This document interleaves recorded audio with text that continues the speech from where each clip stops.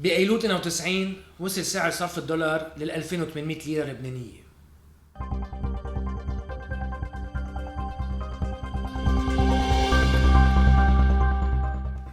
الأجيال اللي خلقوا بآخر الثمانينات أو بعد التسعين معودين على صرف الدولار بال 1005. $100 يعني 150,000 هينة. بس وقت عم نسمع أهلنا أو جدودنا عم بيحكوا بالقروش أو بالليلة والريرتين أو بأجار بناية ببيروت ب 3000 ليرة نتفاجأ.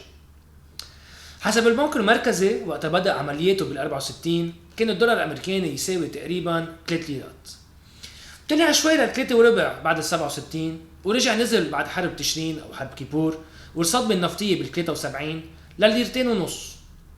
وبقي يتداول بالأسواق اللبنانية بين الليرتين ونص والثلاث ليرات ونص من 73 لآخر سنة 80. بين 80 و 82 بقي الدولار بين 3 ليرات وال5 ليرات ونص تقريبا. بس بعهد أمين جميل تغير كل شيء.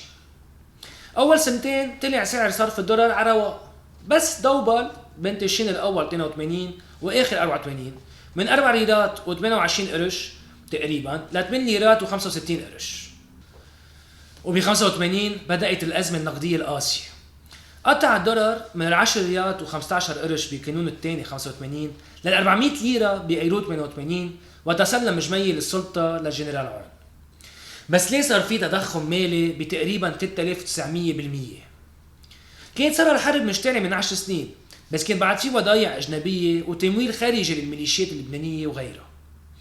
بعد ال 84 مع كل شيء كان في فوضى سياسية وعسكرية بكل البلد، انسحبوا الرأسماليين الأجانب من لبنان، وسحبت كمان منظمة تحرير فلسطين وضيعها من البنوك اللبنانية.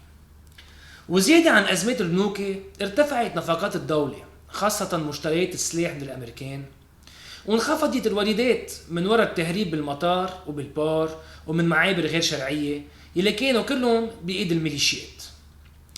هذا الوضع الاقتصادي مع غياب رقابة الدولة سمحت كمان للصرافين يستفيدوا من الوضع، وخسرت الليرة قيمتها 40 مرة. بين 88 و 90 كمان خسرت الليرة قيمتها بوجود حكومتين عم تصرف مصريات الدولة. بتشرين الأول 90 وتدخل الجيش السوري إلى بعبدة وفرض أمنه، كان خطة صرف الدولار 1000 ليرة لبنانية. رجع بدأ ينخفض شوي قبل ما الأزمات السياسية مثل تشكيل الحكومات أو الخضات الأمنية يفقدوا الثقة أكثر بالدولة وبليرتها. وبال 91 بقى الدولار ينصرف بتقريبا 900 ليرة. بشباط 92 بتقرر حكومة عمر كرامة زودة بسلسلة الرتب والرواتب، وكانت هيدي تاني وحدة بأقل من سنة. نفس النهار ب 19 شباط رئيس بنك المركزي شيخ ميشيل الخوري ابن الرئيس بشارة بيعلن انه ما بقى قدران يساند الليرة ووقف تدخل البنك المركزي. بأسبوع بنط سعر صرف الدولار من 879 ليرة لل 1125. بيتدهور الوضع الاقتصادي أكثر من ما كان، وبينزل الشعب على الطرقات بآذار وبنيسان.